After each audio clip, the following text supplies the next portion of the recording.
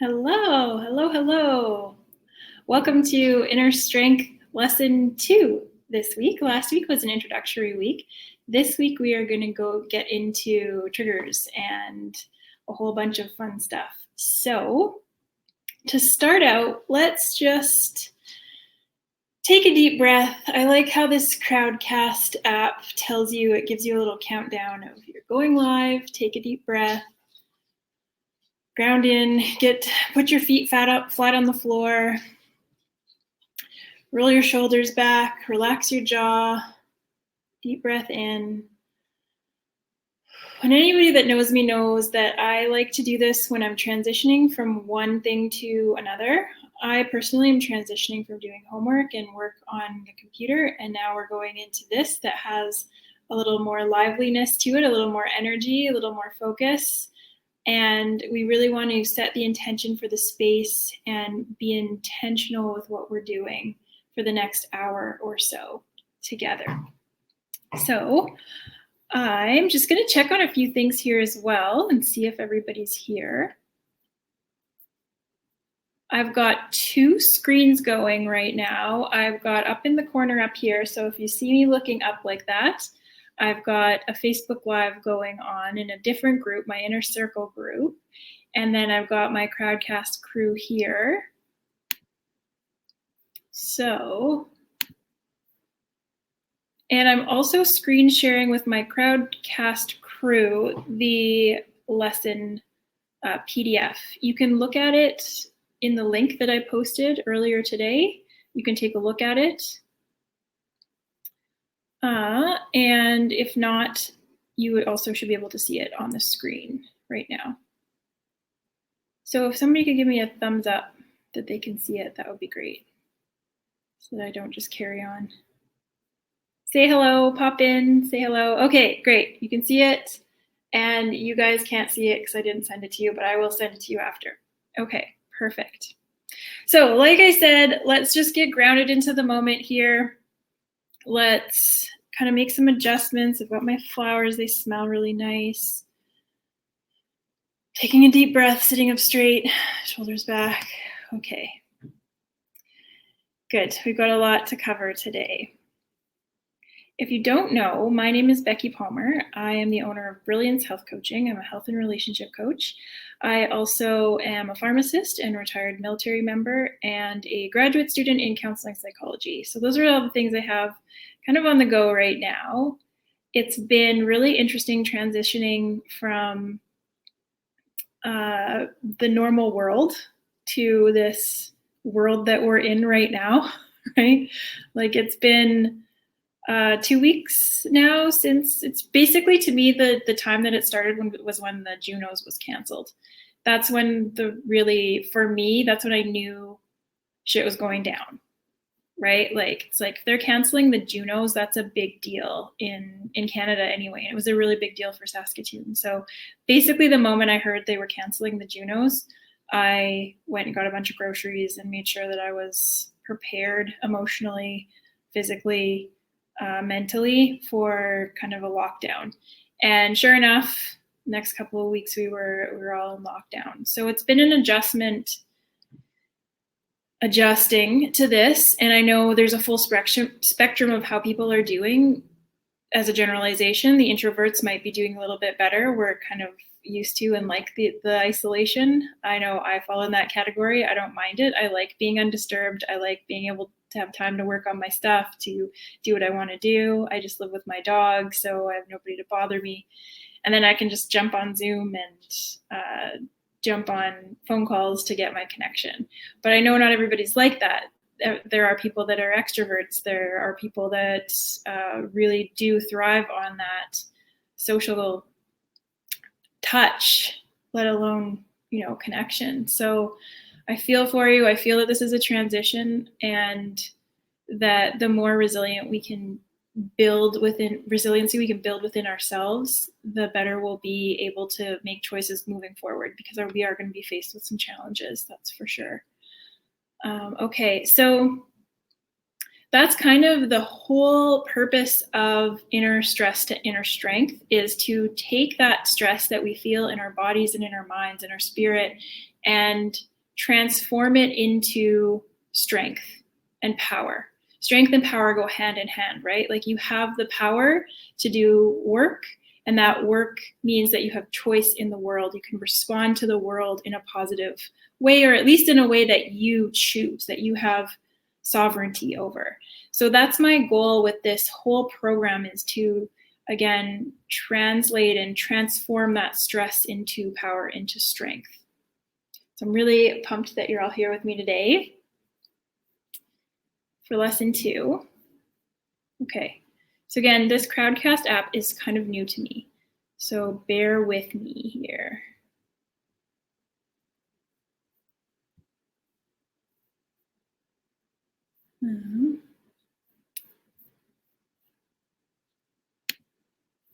Okay, so yeah, I'm not sure.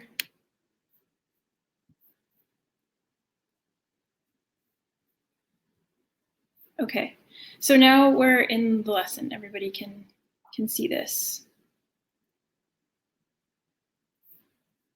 All right, you can see, Kalia, you can see it?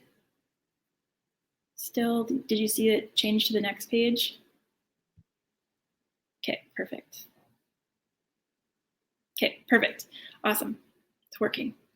This isn't as easy as Zoom. Crowdcast isn't as easy as Zoom. It's a little bit less. I just maybe need to do a webinar on it or something. Okay, so the outline of what we're going to talk about today, and again, you guys don't have the PDF, so bear with me. The outline is we're going to talk about basic human needs. This is the basis of what we all need in life. Okay, it's non-negotiable at the end of the day. Non-negotiable. We all need these things. We all have coping mechanisms and protective mechanisms that we'll get into when we don't get these needs met. And they're like these unhealthy substitutes. And they also are very much related to addiction, because anything that is an addiction it gives us short-term benefit, but in the long term, it's hurting us. So we can think of what we think of in a normal addiction, like an addiction to food, an emotional addiction to food. In the short term, does it feel good to eat that cheese and bread? Like, does it ever feel good? But in the long term, if we keep on doing that over and over again, we gain weight, we have health issues, right? So, and we might even know that we shouldn't eat the thing or overeat, but we can't help ourselves. And that's kind of the built-in protective mechanism to help get a need met, because we're getting comfort out of that. We're getting dopamine. We're getting even kind of connection with ourselves by having that type of addiction. And it's protecting us. It's meeting a need, but in the long term, it's not serving us. So we really want to bring some consciousness around what our needs are and how to validate them. And that's how really we're going to transform them into strengths, is by figuring out what they are, figuring out how they come about, using triggers to identify the needs, and then validating self, ways to learn how to validate yourself. And that's what's going to transform these addictions or these coping mechanisms, these protective mechanisms that arise when we're triggered, into choice in the world, power, strength, the ability to choose something different and not succumb to our addictions because we're meeting the underlying need. Hopefully that makes sense. I trust that makes sense, you guys. Okay, so we're going to go over what those basic human needs are and over what some of those protective mechanisms are, some common ones. And feel free to jump in at any point and ask questions. Heather, ask questions. Talia, ask questions. Anybody else who jumps on the chat, ask questions. I definitely love interacting with you guys, so that's cool. And then we're going to go over responsibility versus self-critical blaming and shaming, because that's kind of what goes hand in hand with validation, is that we don't feel like we deserve the validation. It's easier. We've been trained, we've been programmed into invalidating ourselves and other people because we've been invalidated ourselves. So trying to switch that around and identify where we should be taking responsibility and where we should be letting ourselves off the hook really important. And then at the end, I have a challenge for you. I have an exercise homework around building warmth and approval for self, and we'll get into that in a minute. Okay, so my screens, I can only see one at a time, which is weird. Don't like that. So I can only see one screen at a time, Kalia. So if you do have a question, I will come back to it, okay? So ask any question you have, and I will definitely answer you at some point. Maybe not right away, but at some point I will, I promise. Okay, so basic human needs. These are kind of the underlying, if you do a search, I think this is based on Tony Robbins' kind of schemata around needs, and he's distilled them down into these six basic needs. And they are safety, which is also certainty, sensation, which is also variety, significance or specialness, intimacy, which also includes connection and love, growth, which to me, this is my addition, also includes desire fulfillment, because I don't think that we can actually grow until we fulfill our desires. That's what actually helps us move forward. And then contribution or service. And that one is at the end for a reason, because while we need to feel needed, we need to feel useful, and we can become addicted to that too, right? In the people pleasing. That's the one that we need to do when we come from a place of full. So when the rest of our cup is full of our other basic human needs, that's when we're at our best for contributing and giving service to our families, to our partners, to the world, because we are coming from that place of full. Otherwise, if we try to work on empty, we're running on fumes, and we end up getting really resentful because our needs aren't being met. So again, it might seem counterintuitive that we have other people give to us before we give to them, but it really is a cycle that's kind of parallel. It's not linear in that it's like I get my needs met, and then I am able to give back. It's all happening in tandem at once anyway. So the more you can get from different directions, getting your needs for safety, sensation, variety, significance, intimacy, love, connection, growth, desire, the more you can consciously be getting those needs met from your environment and from the people around you, your loved ones, and from yourself. That's a big one too that we're going to talk about, how you meet these needs within yourself. Then what that automatically translates into is contribution and service out in the world. You can't help yourself but want to give back when you're happy and you're coming from a place of full. So just keep that in mind. It's not what we're taught as women in our culture. Our culture is very much like, oh, you give and then that meets a need. We have to be careful there, because then we tend to overgive and get into kind of this martyr archetype and martyr ourselves and give with a covert expectation that we are going to get our needs met later, and then we never do, and then we set people up to fail, and all of this stuff happens, right? So good. Okay, so our protective mechanisms really involve the amygdala part of our brain, which is that old lizard part of the brain, right? The oldest part of our brainstem, and it's all back here is what I'm referring to that. It involves the limbic system as well, but mainly what I'm concentrating on is that fight or flight part of your brain, the fear-based part of your brain that wants to move away from a stimulus that is threatening it, right? So the protective mechanisms around fear or threat are fight, flight, freeze, which are all probably ones you've heard of. And then there's an additional one called fawn. And you might find this interesting. This fawning one is a way of people pleasing, and I like the word acquiescing.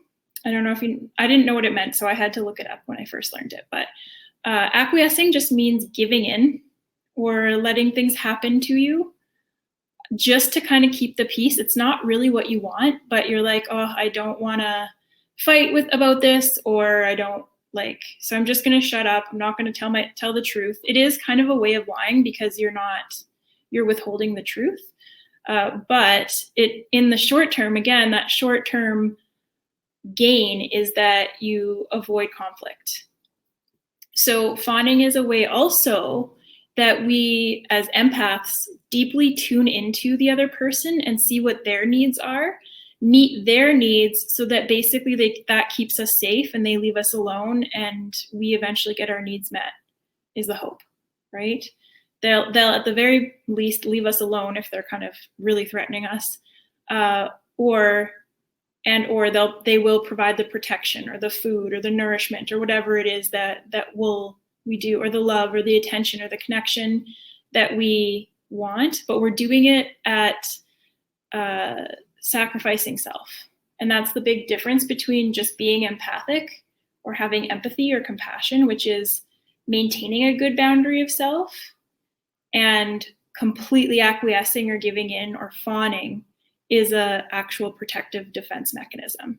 Okay, so this can translate into being defensive, denying that a problem even exists in the first place, minimizing, over-rationalizing, justifying, abandoning the issue completely, ignoring it, avoiding it, or stomping out of the room, or getting into your car and driving away, controlling, manipulating, finding ways to circumvent what's happening and manipulate the situation, either physically, emotionally, sexually. We can manipulate, numbing out. Again, back to that eating addiction. We can eat to numb out. Attack, pander, which is kind of that fawning, acquiescing, or just distracting ourselves. And you can see how all of these lead to addictive behaviors. Okay, so we want to discover so we're going to follow kind of a map here. And this is a general map that we can follow to understand how our triggers lead to underlying needs that aren't being met consciously, so that we can consciously figure out ways to get those basic human needs met. Okay, so this is going to be a little map of what to do. I'm just going to check on people here again. Good, awesome. We're doing well. Again, let me know if you have any questions as we go here. It's a lot of information. Okay, so discovering the underlying need, understanding our triggers to reclaim our power. So we hear the word trigger in the media a lot now, and we're talking more about trauma. We're talking more about these things that really matter, which is really good. We're talking more about mental health. We're talking more about emotional intelligence. We're talking about all these things more. And that's awesome. That's really good. But we often don't have a communal understanding of the meaning of certain words. So just to kind of get us all on the same page, what I mean by trigger is a stimulus that elicits a reaction. And that reaction that you have when you're triggered feels like it's outside of your control. And the easiest example of this is road rage. So if you think of road rage, you're driving along, you're doing fine, you're having a good day, you're maybe even thinking pleasant thoughts, and then all of a sudden someone cuts you off and you feel this wave of rage come up in your body. And maybe you're not even really aware of the feeling, but you definitely feel the rage and you understand that you're pissed off. And then you do some kind of you bang on your steering wheel or your horn, or you speed up, or you slow down aggressively, or whatever it is, the behavior that comes out of it. You're triggered. And in the case of road rage, usually we're triggered because somebody has crossed into our boundary. Like they've crossed either a boundary, as in a physical boundary, as in they're cutting us off physically, or it could be that the way that we're interpreting it is as a psychological boundary, like they're coming into our space, or they're coming in unannounced, or they frightened us in some way, and so we have a response. So a stimulus, the other car elicits a reaction. And I mean reaction, not response. Reaction we're not in control of, response we are, okay? So for example, an event could be a trigger, or a memory could be a trigger. Perception could be a trigger. A tone of voice could be a trigger. All of these things could be triggers. If you want to put some examples of some things that have trigger you, that would be great. Put some examples in the comments of like if it's a tone of voice that your partner uses, or if it's when somebody slams a door, or my ex-husband used to get triggered when you shut the door too hard. And it actually is kind of funny though. But whatever things that feel kind of hysterical. I don't super like that word hysterical, but there's a saying that says whatever is hysterical is historical. So whatever feels like it's an overreaction to spilt milk, that usually means that it's based in some kind of protective mechanism, trauma from the past.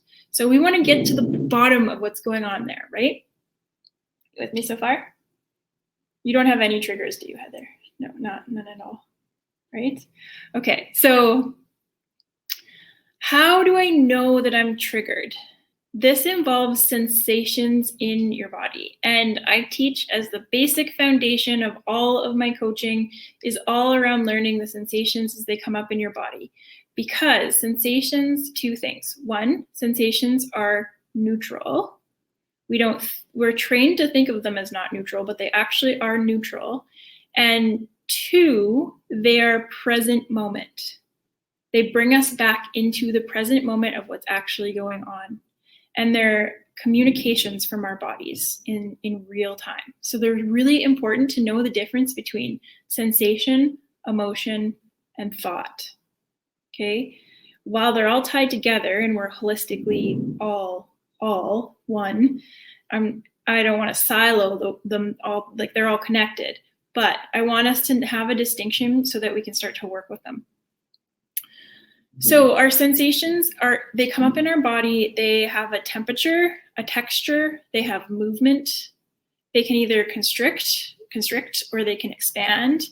They have a specific location, and the most common place for sensations that are related to emotions is between the throat and the genitals. That's where most of our emotional sensations are. Okay, so we want to know exactly what you're feeling, where, and really ground into that, because that's how you're going to know, okay, I'm triggered. So for example, I know that I'm triggered when my whole body flushes numb, like I get this cold flush and my entire torso at the very least feels numb, but my hands are sweating, my cheeks flush with heat, and I get this big lump in my throat. Okay, so those are the sensations that I know that when those come up, I am definitely triggered. Okay, and what happens when we're triggered is our prefrontal cortex shuts down. We're not getting as much activity there. We're going back into the hindbrain because we're going into those protective mechanisms around fear and how that's related to emotion when it's social. We'll talk about that a little bit more. So we've got like the immediate threats in our physical environment, but we also have social threats, and that's what's related to our limbic system. So, okay, so now I know sensations in my body that show me when I'm triggered. And then how do I feel when I'm triggered? So this relates to emotions, and emotions are sensations translated, right? They're sensations that are moving through the body. So most likely when you're triggered, you're feeling anger, grief, or fright, right? Anger, grief, fright. Anger and fright being the ones that are protecting you, like in an attempt to protect you. So the fright is going to either get you out of there, or the anger is going to prepare you to fight, or a mix of everything, right? And the grief, to me, the grief lives underneath all of this always, because what's happening is this is years and years of built up not getting your needs met. And this is and protecting you from not having these needs met, coping mechanisms, like that. Yeah, like it's like a mimic, a toxic mimic. I've heard it be said before of what you really need. So food is like the toxic mimic for the connection and love that you need. And it's toxic because it's over the long term, it's an addiction, right? So all of these needs, these unmet needs that have accumulated within us, all need to be expressed through grief. Like lifetimes and lifetimes and lifetimes, because it's transgenerational of unmet needs that are being held in our bodies right now that need to be processed through grief. And interesting that from an archetypical perspective, the lungs represent grief. So when you're having issues with your lungs, like with coughing, with pneumonia, with any kind of upper respiratory tract infection, you can use that as a guiding post that maybe you have some unprocessed grief. And mind you, this is, when we look at archetypes, it's like the collective consciousness representation of something, but you're going to have your individual relationship with it. So if our lungs are having issues, then it could be, it's not 100%, but it could be that you have some unprocessed grief. And just think about how that applies in your life. Like open your mind to think about how that might be true for you. I know for a fact that most people, 99% of people, have not processed their grief fully. They haven't, because not a lot of people do this kind of work yet. We're starting to, but most people have unprocessed grief, and that's why everybody's so angry, because we're protecting that grief underneath. So I feel anger and frustration when I'm triggered. Okay. So, and it's also, another note, it's also interesting that we're going through this COVID-19 thing that all has to do with the lungs, right? And the ACE2 inhibitors in the lungs, right? And how we're losing our sense of smell, we're losing our ability to breathe properly. Like it's filling up the lungs with fluid, and it's diffuse, and it's, it's like, how maybe this could be true. Maybe there's this spiritual message around this, around we all need to process our grief better. I don't know. I don't have all the answers, but I can hypothesize, right? Okay, so the next number 3 here is, what do I think when I'm triggered?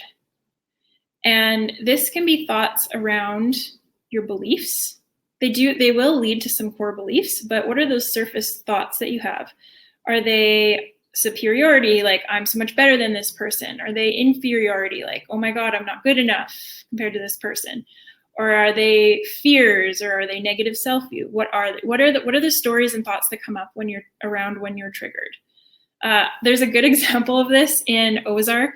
Last night I was watching Jason Bateman and his wife in the show, Wendy and Marty. They get into a fight at their couples counselor, and it doesn't get resolved at couples counseling, and he storms out, and he's in his car, and he's driving, and he's arguing with her. So he's obviously in a fight or flight response. He's gotten into his car, he's driving away, but he's still yelling at her as he's in the car, like yelling at himself. She's not there.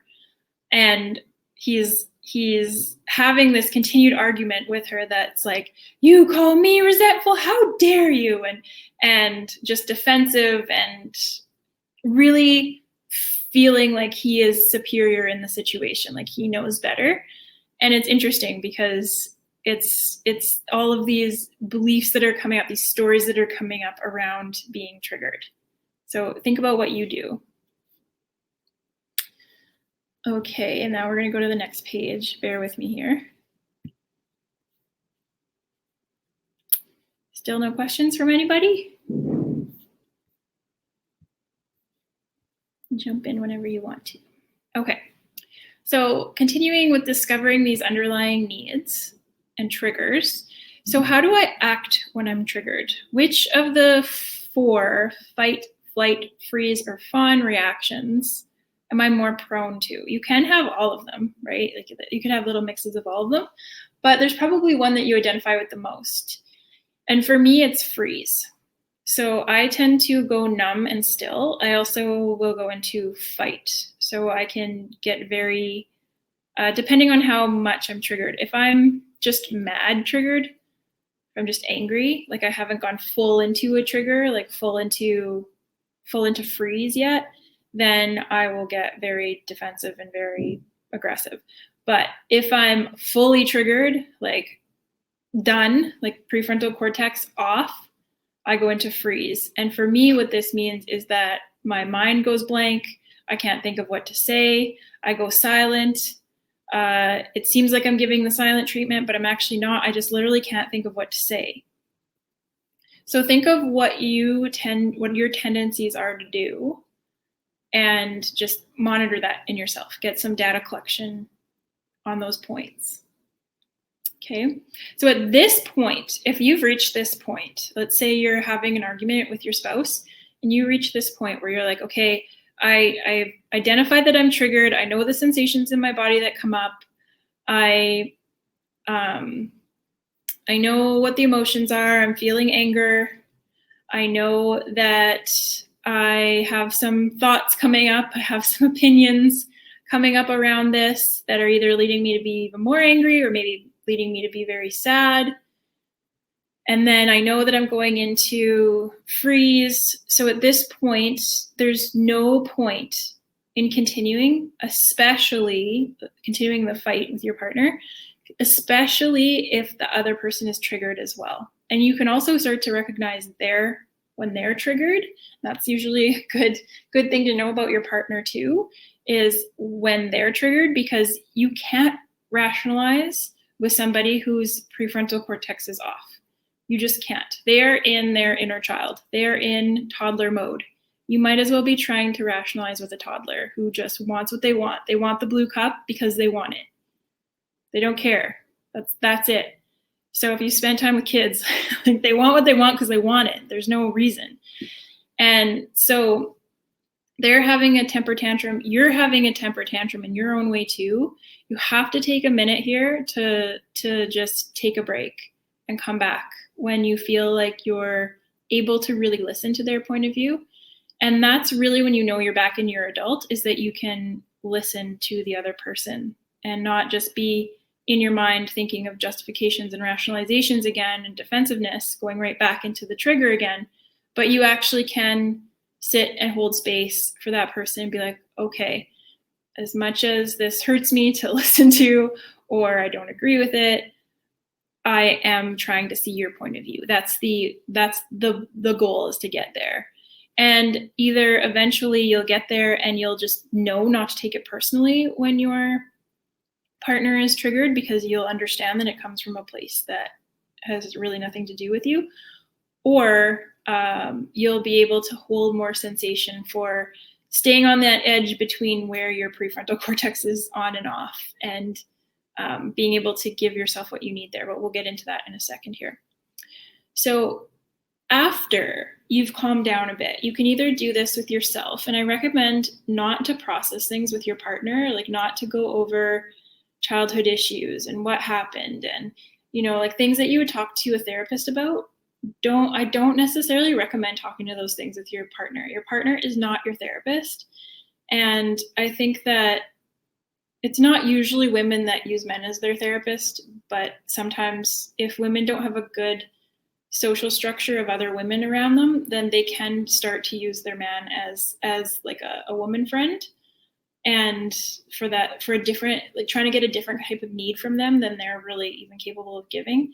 And that's a whole set of issues too. So one, we want to have really good women friends around us that we can turn to process this stuff with. And then we also want to have our therapists or counselors or coaches or psychologists to process this stuff with, because if you process it too much with your partner, it kills the sexuality. It just kills the polarity between the two of you. You want a little bit of a abrasive ambivalence that's going on between you and your polar partner. Like if you identify as female and they identify as male, you do want that stretch of polarity so that when you come together, there's differences, right? Like you fit together because you're different. When you're two the same, you're neutral, you don't have that attractive draw to each other, which is really important for a relationship. So romantic relationship. If you're cool just being buddies and kind of roommates or friends, then that's fine too. But if you're missing that sexual kind of spark, probably it has to do with there's an issue with the polarity in your relationship, which we'll talk about on another day. But so what do you want from somebody when you're triggered? Again, we're having these type of thoughts when you calm down a bit. What do I want? So I want my partner to comfort me until I feel better. This is kind of like it can feel like the immature thing to want, or it never works in a relationship, right? Your partner's triggered. All you want for them is to tell you it's okay, to apologize, to just to make everything okay, and they refuse to do it. Or even if they do it, you're like not satisfied with it because you told them exactly what to say, so they're not, like, it's not satisfying, right? So this is because that underlying need hasn't ever fully been met, and our capacity to receive it has been so protected, and there's a wall up around even receiving the thing, that we have to work at getting rid of that wall so that when it does come in, when we do get that need met, we can actually receive it. Okay, so, and we need to be able to provide some of this for ourselves too, or know how to get it from other people. Okay, so what do I need when I'm triggered? The basic human needs: safety, significance, sensation or variety, intimacy, growth, and contribution. So for example, I need to feel safe and significant, and that's okay. Okay, so those are ways, and you might not necessarily be able to get those things from your partner if they're triggered too. And because we all have free will and we all have autonomy and sovereignty, you might never be able to get these things from your partner. I think that at best, you can get 80% of your needs met from your primary significant other. The rest of them you have to meet in yourself, and you have to get met by other people. And 80% is quite a bit. That's a lot. But that extra 20%, you have to be open to getting met in different ways than just your partner. So if your partner can't give you, your partner should be able to give you quite a bit of certainty or safety, quite a bit of significance, quite a bit of intimacy, connection, love. Like, those are all things that you can get met from your partner. The sensation or the variety, that's more coming from you. That's more your attention on what's going on. The growth, the contribution, again, those are all things that are more on your end, okay? So just to know. Next, we're going to go into learning to validate self. And I know I'm a card-carrying member of being very self-critical, very judgmental, very hard on myself. I'm a perfectionist. I want to do everything properly. I want to be seen as good. I want to be seen as, like that good girl. I want to be seen as useful. I want to be valued in that way. So a lot of this is around trauma, around being told that we were bad or not good enough or weird or too much or too little. And we're healing all of those messages that we got in childhood. So learning how to validate yourself. Self-validation is the recognition and acceptance that your own thoughts, your feelings, your sensations, and your behaviors are understandable and right and okay. So it's a place to start, and it is the place we have to start, that wherever I feel, the sensations I'm feeling, they're right. They're okay. It's okay that I'm feeling with them. I can stay present with them. The emotions that I'm feeling, even the stories that are coming up, if we're observing them, okay, that's interesting that that's coming up. I'm not going to judge myself for having that belief about myself. Okay, so I've got a little mantra here for you in self-validation. I have the right to feel this way, anyone in my position would feel this way. I'm allowed to have feelings and needs. So I know, like for me, I have to sometimes say that to myself or call somebody who I know will give me the validation that I need in that moment so that I can lean on people that way. But overall, I want to ultimately learn how to give this to myself for just freedom's sake. It's right to feel this way. Anyone in my position would feel this way. I'm allowed to have feelings and needs. Okay, that's the mantra. But it's hard to validate ourselves because in childhood, again, we received these messages that we're not good enough. That if we were just better, then we would get our needs met. So we've internalized not getting our needs met to there being something wrong with us, which isn't the case. Kids are innocent. They deserve to have their needs met. And we all had, even if our parents were the most well-intended parents, they had deficiencies. They had a limited amount of capacity to give for whatever reason. And so often as children, we didn't get our needs met.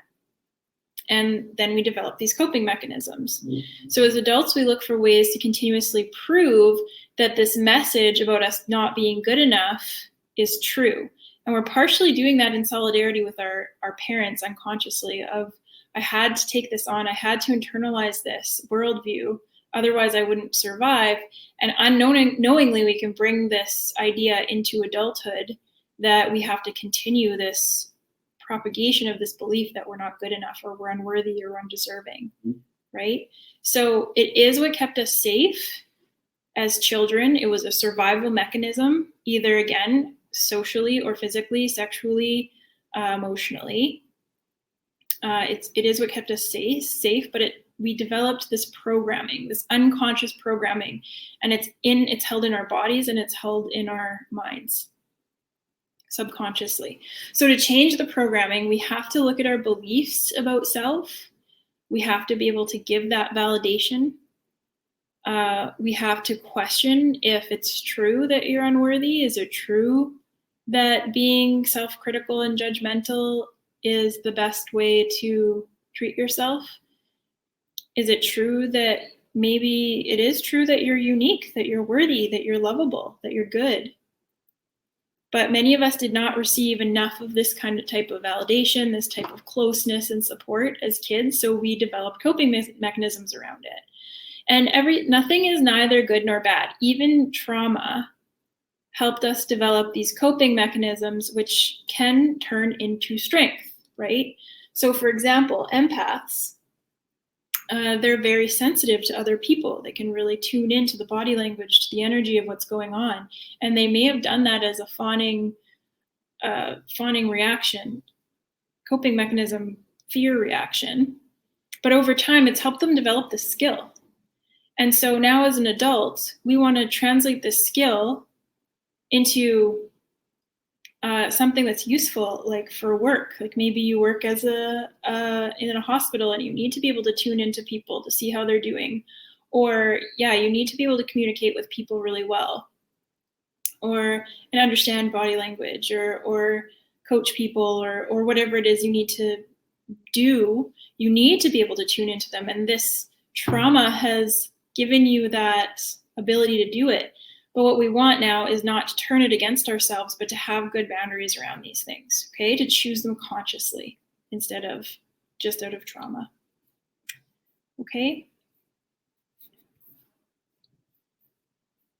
All right.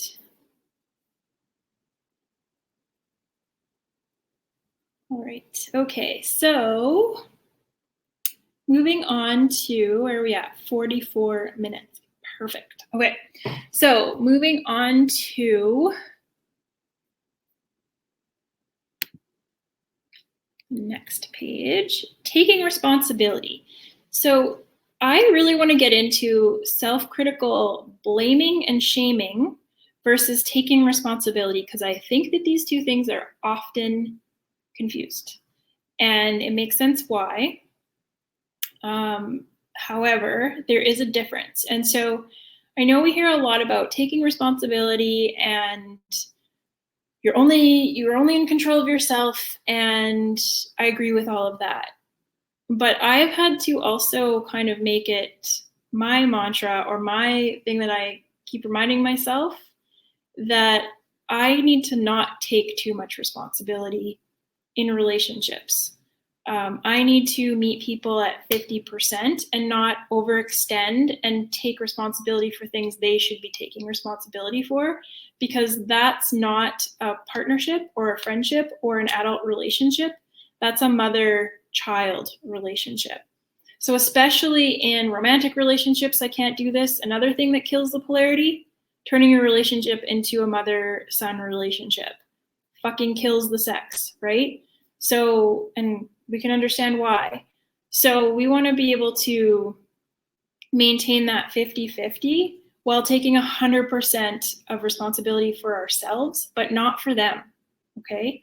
And this is a fine line that I need help with figuring out, because I often will rationalize it in my head that everything is my fault, I'm to blame, I shame myself, and then I'll just take 90 to 100% of the responsibility for the entire situation, forgetting that everything is a co-creation. Everything is a co-creation. So I have my coaches, my friends that will tell me on a regular basis, like, everything's a co-creation, Becky, remember? Like, it's not just you. It's not just you. You didn't just bring this on yourself. Like, they're getting something out of this too, or they're learning something out of this too. Okay, so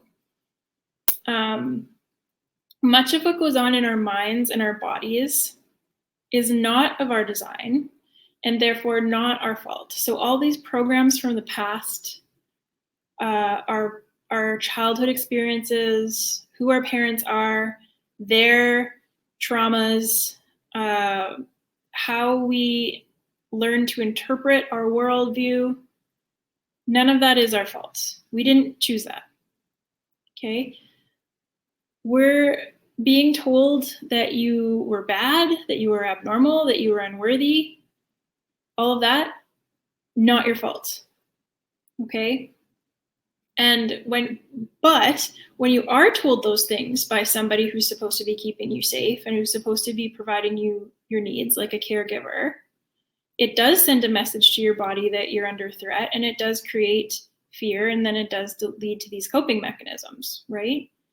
And the feeling of shame is the body's survival mechanism socially to stay safe within the tribe. And healing shame, or having shame, and having shame used against you as a kid, not your fault. Not your fault that you were manipulated in that way. But this is how your triggers developed, okay? So knowing the difference for us between causality and responsibility, super important. Is it your fault? Are you to blame? Is it causal? No. But it is our responsibility to reprogram ourselves in the here and now. Okay, so as adults, we can recognize that these things are going on, have compassion and forgiveness for it, but not blame ourselves or shame ourselves further, treating ourselves like that parent who installed this trigger to begin with, right? We want to be able to meet the need for validation and support within ourselves and reparent ourselves in that way. So you're not to blame, but you can be responsible for reprogramming, for making changes in the now, for treating yourself better, okay? Knowing the difference is really important. It is possible. It takes practice. You're here, you're doing it. That's the first step. I love you. I have compassion. I have understanding for where you're at, for where I'm at with it. And it is a process. It does take time, but it's possible. Okay?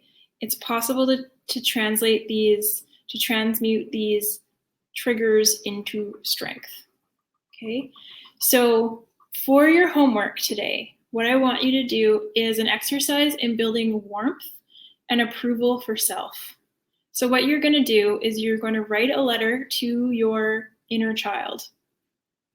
Okay, so imagine that your child is your inner child. Imagine yourself at like 3 or 4 years old, and that little inner self is crying and she feels unworthy. She feels scared.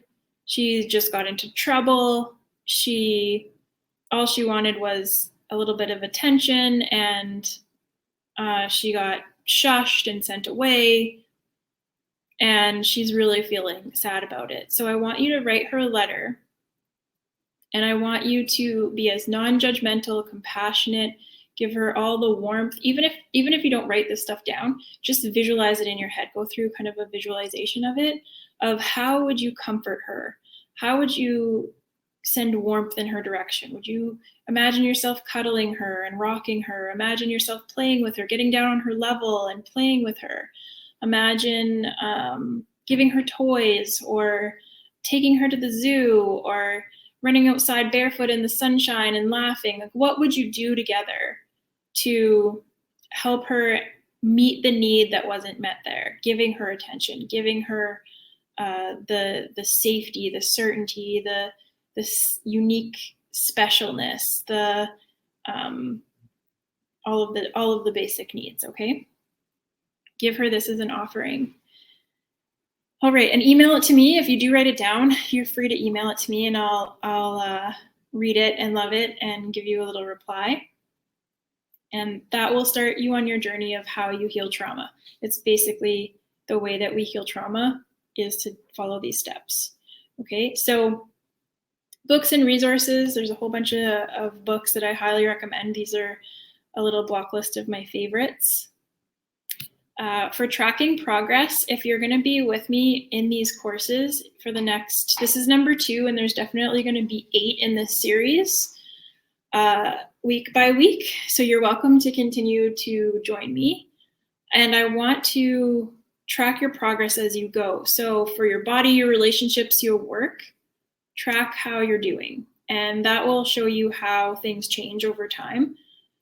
I like doing this. It just shows me that I've made progress, which I love. And I think that you guys do too, right? So, and just so you know as well, I have my Brilliance Health Coaching programs. I have this one on the go. I have a few other online courses that I do.